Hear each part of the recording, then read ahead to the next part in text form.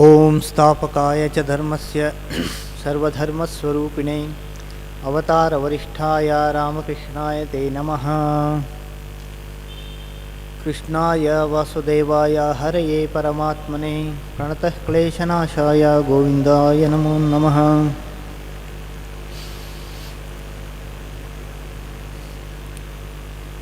Today I am going to discuss about Bhakti based on an anthology called Bhakti Ratnavali. The author of this is Vishnu Puri. As I have told you that this is an anthology. Anthology means it is not a original work. The anthology will be a collection of some original work, and this Bhakti Ratnavali is a collection of the original work of Bhagavata. It is said that Vishnupuri, who was belonging to Banaras, that is Kashi, had met Sri Chaitanya during the visit of Sri Chaitanya to Kashi. Later on, the devotees of a group of devotees of Vishnupuri who went from Kashi to Jagannatha Puri met Chaitanya Deva and told that we are all the devotees of Vishnupuri, and Vishnupuri has asked some message from his teacher Chaitanya Deva. To this utterance, Chaitanya Deva sent the message to Vishnupuri telling that he wants the necklace of gems. So the devotees naturally got surprised why Sri Chaitanya Deva is asking a necklace of gems from Vishnupuri. So when the group of devotees conveyed this message to Vishnupuri, Vishnupuri understood the real meaning of what Chaitanya Deva is asking, that is to form the necklace of gems from the Bhagavata. So he made a 13-strand necklace, around 100 verses selected from the Bhagavata, and produced a beautiful anthology called Bhakti Ratnavali. So the Bhakti is the devotion, as you all know. The Bhakti that which is followed in Bhagavata is a very Bhakti of the highest form, which comes after the supreme knowledge of Brahman. After purifying our mind with a fire of devotion that is called Jnanagni, one becomes eligible to have the devotion to Shri Krishna. That is the concept of the Bhagavatas, and we all know that the Bhagavata was told in Naimisharanya by the Suta Muni to the group of rishis. It was said that 88,000 or some odd rishis were assembled in Naimisharanya and asked the question. To the reply, Suta Muni gave Bhagavata, and of course all the Puranas are written by Vyasa. Vyaso Chishtam Jagat Sarvam. So Vyasa is the author of many granthas, as we all know, and Bhagavata is also written by the Vyasa himself, and this Bhagavata becomes a samhita like thing, like Vedas. So this is a Mahapurana. We know what are all the Mahapuranas. This is the one of the Mahapurana, and also the Bhagavata Purana is one of the Bhagavata. There are other Bhagavatas like Devi Bhagavata, and Vishnu Bhagavata, there is a dispute between which is the real Bhagavata, whether it is Devi Bhagavata or this Vishnu Bhagavata. Obviously, there are people who believe that the Devi Bhagavata is older than this Vishnu Bhagavata. Anyway, this if you take from the date from the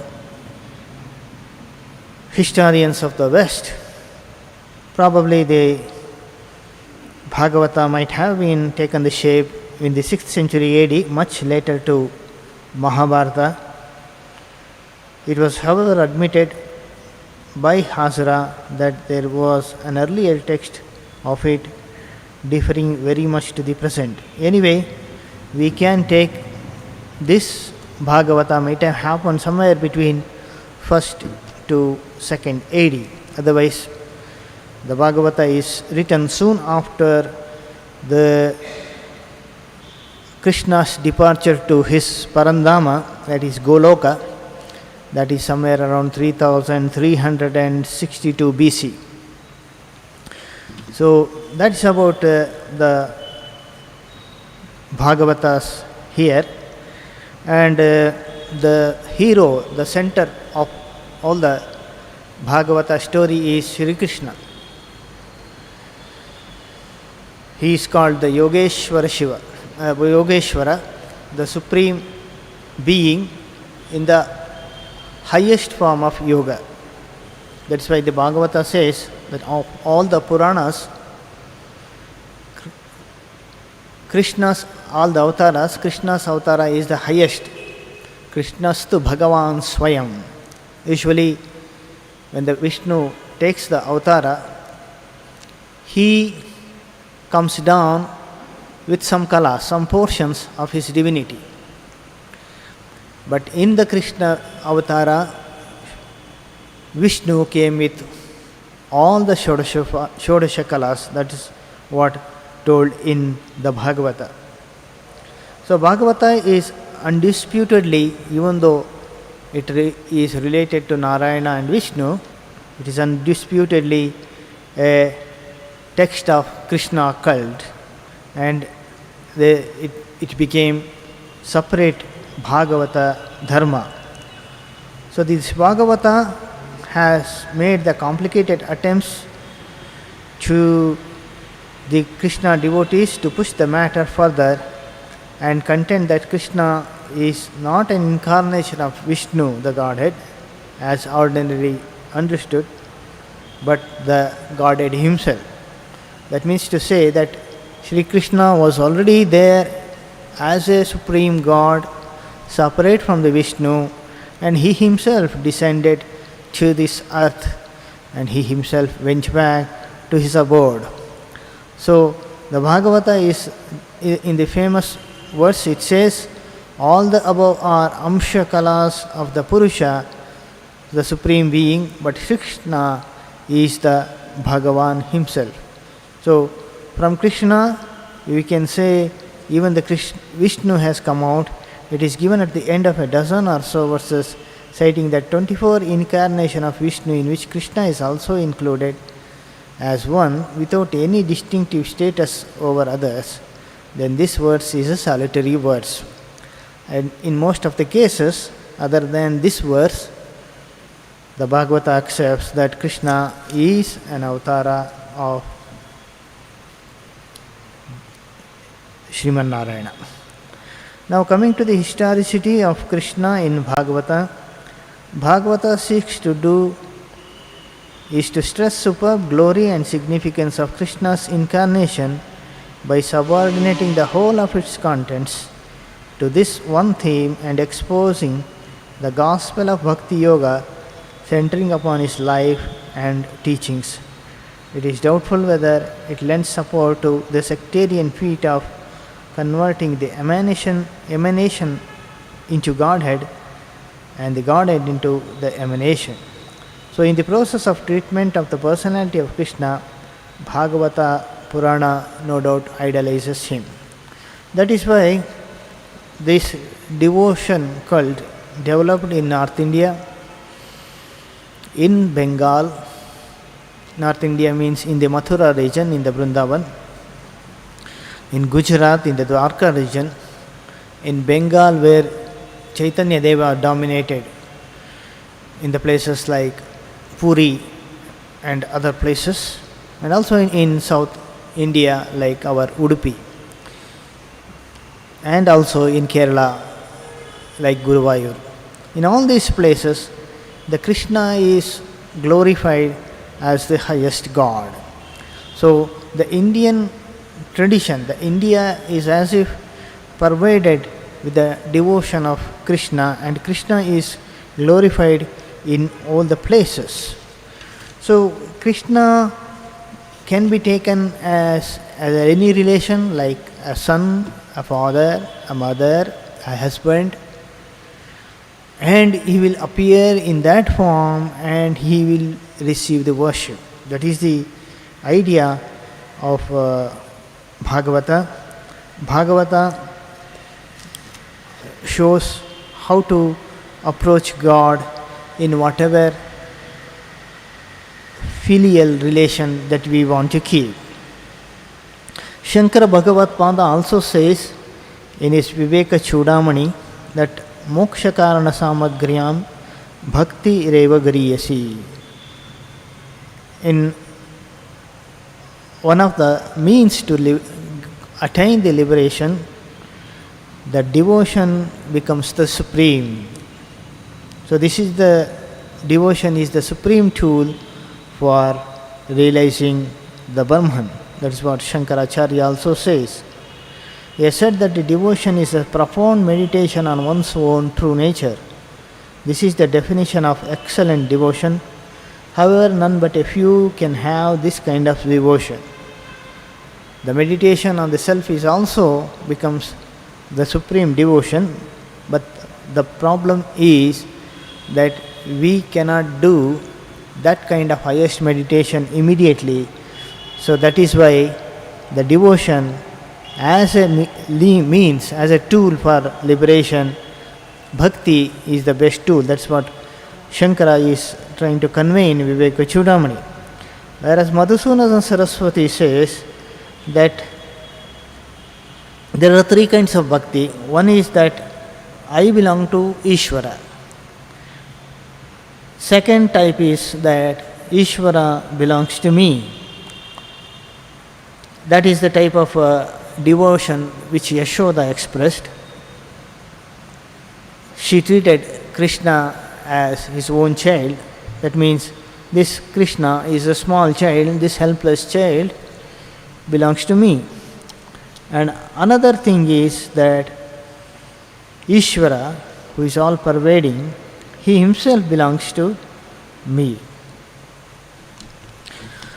That is the concept mostly dwelt in Bhagavata. And the third one, Madhusudan Saraswati telling is that I myself is the supreme being. So that kind of highest devotion called I myself is the supreme being is the upasana that we carry out in Jnana Sadhana. So when we are having the devotion to the Supreme God, we should become selfless. We should not expect anything from the God. Yashoda did not expect anything from the God, but she thought that God himself is helpless and he expects anything and everything from me. So she used to think that I have to feed this my child, I had to give him butter, I had to bathe him, I had to take care of him. He is so small, he is a small child and he cannot do anything without my help. This kind of devotion which Yashoda developed is the devotion, such type of devotion many devotees, even Gopikas, developed in a different form of relation or the other. So each devotee has his own way to identify himself with the God, and he develops that kind of relation. And when he develops that kind of relation, he thinks that I should not expect anything from the God. That's what a few weeks back, when in my one of the classes, I told how the Prahlada, when he was told to ask the boon from the Lord, he said that Yasta ashisha shaste nasabritya savaivanika. If I expect anything in return to my devotion, O Lord, I will become something like a businessman, a Vyapari, who always expects something in return to what he gives. So, I do not expect anything in return to my unfailing devotion at your feet. That is the attitude of the true devotees. And such, a group of devotees we find in Bhagavata. Bhagavata has its own style because it is entirely concerned with a depiction of the majesty and greatness of the Bhagavan. Bhagavan is the Supreme Person. He is not an individual. He is the absolute being, but he is yet responsive to our worship and prayers. And that he could be communed with as one's master, father, mother, friend, or any other relationship one prefers. In the Upanishads and the Buddhist texts, the term Bhagavan is used as a term of address to any exalted or venerable human teacher. We also call our Sri Ramakrishna as Bhagavan Sri Ramakrishna. So, the incarnation and the teacher is also called as Bhagavan, but in the Puranas, it has come to be applied to God and his incarnations. The Vishnu Purana describes the Bhagavan as one of the Bhaga, one having Bhaga or majesty. So, Aishwaryasya Samagrasya Dharmasya Yashasas Shriyah Jnana Vairagyoryetam Shannam Bhaga Itirina. That's what comes in the Vishnu Purana. What a Bhaga, that means the six majesty of God is described in the Vishnu Purana, and all these six majesty of God were manifested in the Supreme Being Shri Krishna. So we will go through this one by one verse in the future, and this bhakti is the fifth Purushartha also. Devotion of this type also can end in the sense of unity in understanding I am He. In the description of Gopi Krishna episode, it is stated that at a stage of their love for Him, they felt themselves to be He. Regarding the state of their mind, it is further stated by Krishna Himself, by the strength of their attachment to me, they become oblivious of their individuality and the whole objective world, just as the mind of the contemplative in samadhi and a river merged in the ocean overcome all distinction created by name and form. But this union contemplated has necessarily to be distinguished from sayujya, which is the goal of bhakti based on jnana. In sayujya, individuality merges in Bhagavan, who is also the absolute philosophy, and the jiva ceases to be an individual by becoming one with the absolute, as a river ceases to be a river and becomes one with the sea when it has joined the sea. This is the mukti or release, but in devotion based on personal relationship of the type of represented by the inhabitants of Vraja and those who follow their path. The goal of foolish spiritual striving does not consist in mukti of the above type. It ripens in the ripeness of their devotion. Devotees get the knowledge of the unity of all existence in Him, but unity in consciousness does not.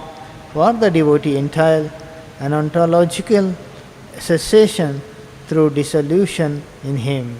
The sense of personal relationship and the urge for serving the Lord result in the retention of individuality, and the devotee becomes eternal servant of God. Hope you have understood this paragraph. This is the Samman Bhavanam of the Bhagavata, we can see it is called, one is called Sayujya, another is the Samipya. Sayujya means merging ourselves in the Supreme Lord. So in the concept of Advaita, when we merge ourselves in the Supreme Being, we become one with the Supreme Being. But in the Sri Vaishnava concept, this Sayujya means we become merged in the Supreme Virat Purusha, Vishwarupa of Vishnu, but even after merging inside his divine body, we will be having our own identity intact. Another is the concept of our Dvaita Bhakti type of Madhvacharya, that is called Samipya. Just like Hanuman sitting near Rama, this kind of devotees will experience the knowledge that the God has become everything, and the whole universe is, the whole Brahmanda is in the Garbha of his Lord, and he is, with all his kindness, out of his mercy, out of his Krupa, he has given him the Samipya, vicinity, nearness. So just like Hanuman sitting in front of Rama, the devotee enjoys the darshana of his God. This is the pure type of bhakti, and even the Gopika Stris did not want to merge into the Supreme Being, for they feel that once we merge into the Supreme Being, joy of enjoying the rasa, the essence, joy of enjoying the vision of God will no more exist. So when we want to enjoy something, we should be separate from that. This example we come across in the Gospel of Sri Ramakrishna, when Sri Ramakrishna asks Narendranath that if you have a bowl of honey, where you will sit and sip the honey? Then Narendranath says that I will sit on the corner of the bowl and sip the honey very carefully so that I will not slip into the honey and I will die in the honey. Sri Ramakrishna says, no, it is not that type of honey at all. When you fall into that honey and become one with that honey, you will become merged in the Brahmananda Sagara, in the ocean of the bliss. So once you become one with the ocean of bliss, you will not become mortal, you will become immortal.